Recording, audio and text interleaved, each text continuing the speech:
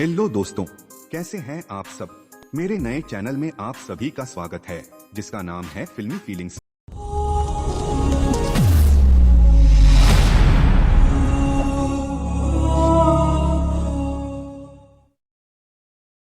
मेरे फिल्मी दोस्तों, एक फिल्म किस बारे में होता है, किसके लिए और यह किस प्रकार का है। जैसे कि drama, comedy, suspense, thriller, action, horror, romance, biopics, experimental या डॉक्यूमेंट्री। हम जानते हैं कि अंत बताए बिना यह पता लगाना मुश्किल हो सकता है कि एक फिल्म किस बारे में है। इसलिए हमने यह चैनल बनाया है जहां आप फिल्म की व्याख्या देख सकते हैं, ताकि आपको यह तय करने में मदद मिल सके कि क्या आप उस फिल्म को देखना चाहते हैं या नहीं। तो बिना देर किए हम अपना वीडियो शुरू करते हैं। आज मैं साल 2012 में रिलीज हुई फिल्म द वॉल के बारे में बताने जा रहा हूं, जिसको 2013 में ऑस्ट्रिया की तरफ से बेस्ट फॉरेन फिल्म के लिए चुना गया था और काफी तारीफें भी बटोरी थी। फिल्म की शुरुआत में हमें एक महिला से मिलवाया जाता है जो ऑस्ट्रियाई पहाड़ों में अपने दो साथी ह्यूगो और लुइस और उनके प्यारे कुत्ते लिंक्स के साथ अपने शिकार लॉज की यात्रा कर रही है, जिसका नाम था डाई। कुछ ही देर में वो अपने लॉज में पहुंच जाते हैं। पहुंचने के बाद लुइस और ह्यूगो पास के गांव के एक पब में शामिल होने चले जाते हैं। क्योंकि डाई आराम करना चाह रही थी तो वो उनके साथ शामिल नहीं होती है। अब बस लॉज में डाई और उनका डॉग लिंक्स रह गए थे। डाई रात में अकेली सोती है और अपने दो दोस्तों के लौटने का इंतजार करती है। अगले दिन उसे पता चलता है कि उसके दोस्त अभी तक लॉज में नहीं लौटे हैं। उसके चारों ओर की खामोशी के कारण वह अचानक असुरक्षित महसूस करती है। उसे चिंता होती है कि उसके दोस्तों को कुछ हो ना जाए। डाई अपने दोस्तों को खोजते हुए अपने कुत्ते लिंक्स के पीछे पीछे गांव में जाती है। जैसे ही वे सड़क पर जाते हैं, लिंक्स अचानक रुक जाता है और भौंकने लगता है। डाई स्थिति का निरीक्षण करने के लिए लिंक्स के पास पहुंचती है और आगे बढ़ने के लिए बोलती है, लेकिन लिंक्स बढ़ने से इनकार कर देता है।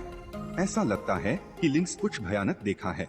जैसे ही डाई रास्ते में आगे बढ़ती है, एक अजीब अदृश्य दीवार उसे रोकती है।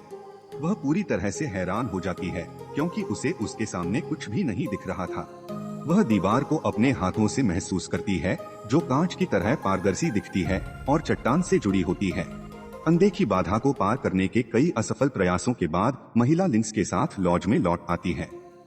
बाद में वह एक फार्म हाउस के करीब आती है, लेकिन वो अदृश्य दीवार उसे फिर से रोक देती है। उस हाउस में एक बूढ़े कपल थे, जिसके साथ वो बातचीत करना चाह रही थी, जो समय में फंस गए प्रतीत हो रहे थे। वह अपनी ताकत से दीवार को धक्का देती है और मदद के लिए चिल्लाती है, लेकिन कोई उसकी नहीं सुनता। हालांकि नल से पानी बहता रहता है, यह जोड़ी अभी भी ऐसी प्रतीत होती है जैसे कि वे किसी प्रकार के वीडियो गेम चरित्र हों। महिला अजीब माहौल से बौखला जाती है और थोड़ी देर बाद वह हार मान लेती है और चली जाती है। हर दिन वह यह देखने के लिए उस जगह का दौरा करती है कि क्या दीवार हट गई है, लेकिन निराश हो जाती है और लॉज में लौट आती है। एक रात वह दरवाजे के बाहर तेज आवाज की वजह से नींद से जाग जाती है। वह डरी हुई थी, इसलिए दरवाजा खोलने के बाद सब कुछ दोबारा जांचती है। उसने देखा कि दीवार सिकुड़ गई है और उसे जकड़ रही है। लॉज का मुख्य प्रवेश द्वार में फिर से अदृश्य दीवार महसूस होने पर वह चीखने लगती है और फिर उठ जाती है। अगली सुबह उठने के बाद वह ध्यान से दरवाजा खोलती है, यह देखने के लिए कि दीवार सिकुड़ गई है या नहीं। वह यह जानकर राहत महसूस करती है कि उसका प्रवेश द्वार साफ है और दीवार नहीं है, क्योंकि वो बस एक सपना था। दूरबीन से जगह का फिर से पता लगाने के बाद वह निर्धारित करती है कि फार्म हाउस पर बूढ़े कपल और गांव के बाकी सभी लोग मर चुके होंगे। उस इलाके में घूमते हुए वो एक प्रेग्नेंट गाय के पास आती है और उसे लेने का फैसला करती है। वह उस जानवर को खिलाती है और उसका दूध भी निकालती है, जिसे वह बेला नाम देती है। गाय का यहाँ होना एक शुभ संकेत की ओर इशारा कर रहा था। अब वो गाय यानी बेला का मालिक था और एक कैदी भी। वह उस बाधा को तोड़ने के लिए प्रेरित होती है। वह ह्यूगो की कार को लेकर गांव की ओर सड़क पर उतरती है और बाधा को पार करने का प्रयास करती है, लेकिन अदृश्य दीवार से टकरा जाती है। उसके सिर से खून बहने लगता है और उसे चोट लगती है, फिर भी दीवार बरकरार रहती है। नेक्स्ट सीन में हम उसे अपने निवास के अंदर कागज पर अपने अनुभव लिखती हुई दिखती है। वह यह कहकर शुरू करती है कि वह 10 दिनों से घर के अंदर है और कोई उसे देखने नहीं आया है। वह अपने बिस्तर पर रोने लगती है और यहाँ तक कि अपनी जान लेने के बारे में भी सोचती है, क्योंकि इस संकट से बाहर निकलने का यही एकमात्र विकल्प था। वह ह्यूगो को भी धन्यवाद देती हैं कि उन्होंने पूरे सर्दियों के लिए पर्याप्त प्रावधान किए थे। काफी सोच विचार के बाद महिला यह निर्धारित करती है कि वह इस गर्मियों में गाय और उसकी कभी न खत्म होने वाली लकड़ी की आपूर्ति के साथ जीवित रह सकती है। वह आलू उगाती है और भोजन की तलाश करती है और कैलेंडर पर दिनों की जांच करके बीतते समय का ट्रैक रखती है। यहाँ उसकी सभ्य अस्तित्व की याद दिलाती है जो उसके पास अभी भी है। एक दिन जोरों से बारिश हो रही थी। अचानक उसको बाहर से एक आवाज सुनाई देती है। वो डरती हुई सावधानी से बाहर कदम रखती है और एक छोटी सी कमजोर बिल्ली को देखती है जो बारिश में भीग रही थी। फिर वह आवारा बिल्ली को गोद ले लेती है। जल्द ही खाना खत्म होने लगता है क्योंकि वे 4 महीने से एक साथ रह रहे हैं। सर्दी आ रही थी और वहाँ पूरे सीजन के लिए खाना भी कम पड़ रहे थे। इस वजह से जीवित रहने के लिए और भोजन के लिए जानवरों का शिकार करने लगी थी।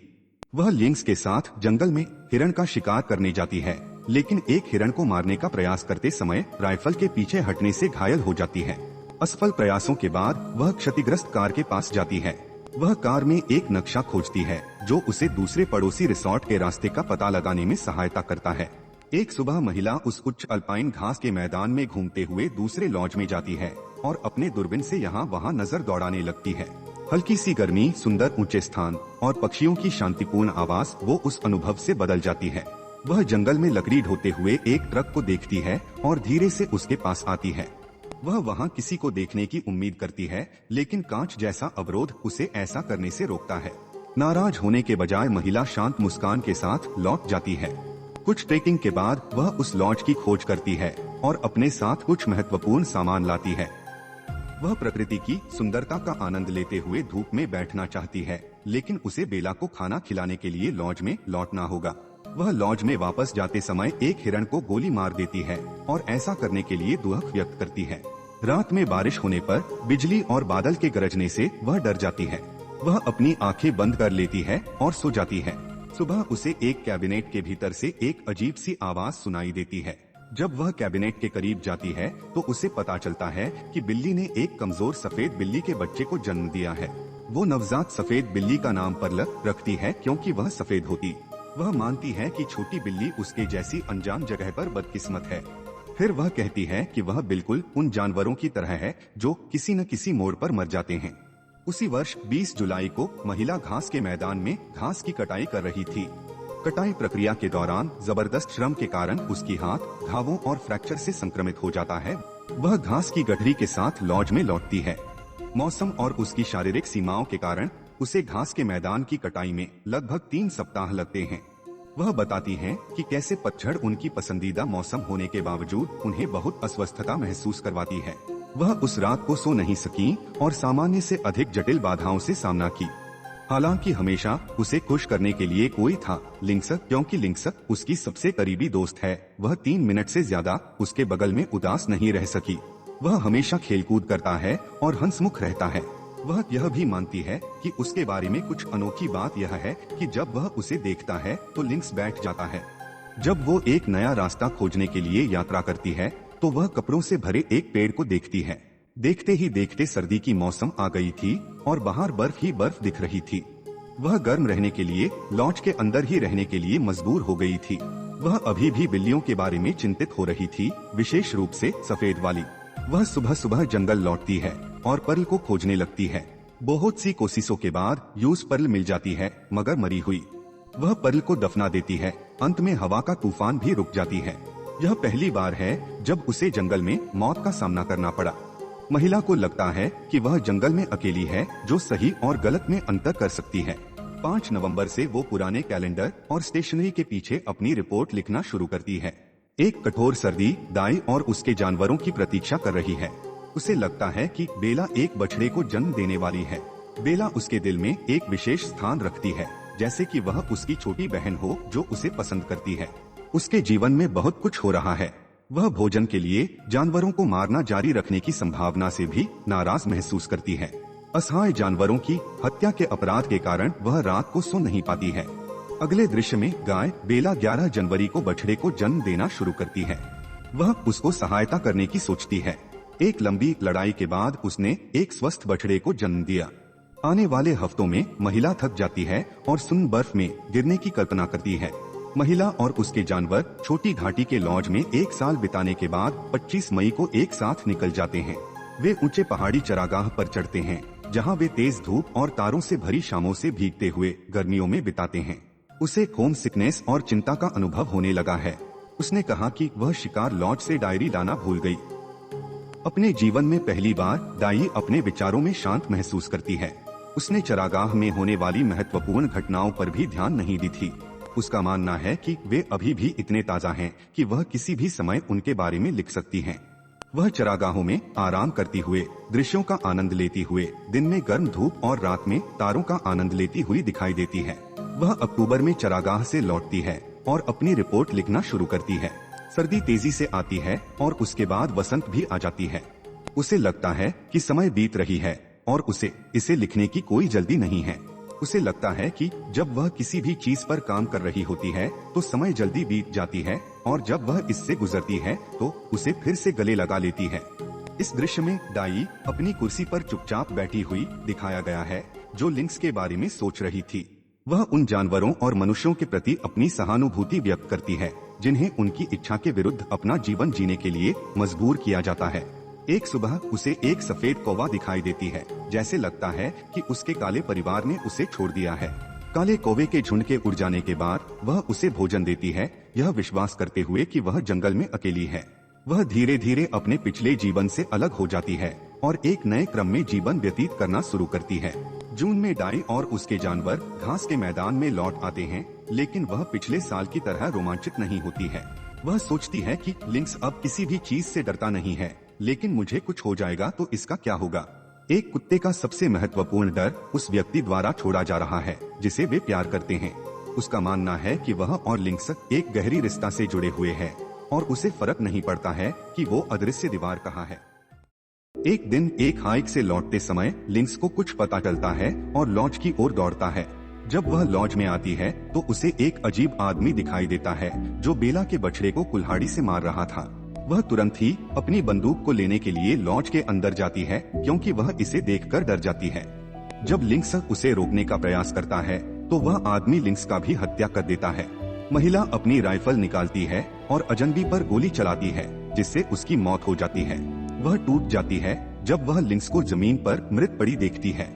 एक चट्टान पर अजनबी के शव को फेंकने के बाद दाई अपने प्यारे कुत्ते लिंक्स को दफन कर देती है। सुबह सुबह वह और गाय बेला चरागाह छोड़कर छोटी घाटी में लौट आते हैं।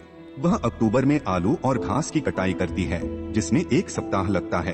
कागज खत्म होने पर उसने 25 फरवरी को अपनी रिपोर्ट खत्म कर देती है और खिड़की से बाहर देखती है। वह अभी भी लिंक्स, बेला और पर्ल को याद कर रही है और अभी वो सोच भी नहीं रही है कि यहाँ से वो कभी निकल पाएगी भी या नहीं। और फिल्म यहाँ पे खत्म होती है। तो मेरे फिल्मी साथियों, चलिए समझते हैं ये मूवी आखिर क्या बताना चाह रही है। अगर आप सोच रहे हैं कि ये कोई साइंस फिक्शन फिल्म है तो माफ कीजिए, आप गलत है। आप इसे एक साइकोलॉजिकल मूवी बोल सकते हैं। इस मूवी में दिखाई जाने वाली अदृश्य दीवार हर एक इंसान की दिमाग में है जो उनके असली पहचान के बीच में रुकावट है। आप समाज में कई सारे लोगों से मिलते हैं, कई सारे मुखौटे लगा के। ऐसे में आपको खुद से मिलने का मौका नहीं मिलता है और इस तरह से कई सारे किरदार निभाते हुए आप मानसिक तनाव का शिकार हो जाते हैं, जिसे मेडिकल टर्म में डिप्रेशन कहते हैं। पर क्या होता है जब आप खुद को इन समाज से अलग करते हैं और खुद के करीब आने लगते हैं, खुद को बेहतर और ताकतवर महसूस करते हैं। बस उसी अदृश्य दीवार को गिराकर आपको खुद तक पहुंचना है, जहां पे आपको कोई भी मुखौटा पहनने की जरूरत नहीं है। हम सारी जिंदगी दूसरों को समझने में बिता देते हैं। प्रकृति ही एक ऐसा जगह है जहां आप खुद को समाज के इन बंधनों से मुक्त कर सकते हैं और आपको एक पहचान मिल पाता है। दाई की कहानी भी कुछ ऐसी ही है, जो आई तो थी आराम की खोज में, पर वह जिंदगी को करीब से महसूस की और वो अदृश्य दीवार को भी गिरा दी जो उसके पहचान के बीच में रुकावट थी। मुझे आशा है कि आपको यह पसंद आया होगा। सस्पेंस, थ्रिलर, हॉरर और भी बहुत कुछ ऑन डिमांड फिल्मों के एक्सप्लेनेशन के लिए फिल्मी फीलिंग्स चैनल से जुड़े। हमसे जुड़ने के लिए बस लाइक, शेयर और सब्सक्राइब करना है। Till then, take care and thanks for watching my videos.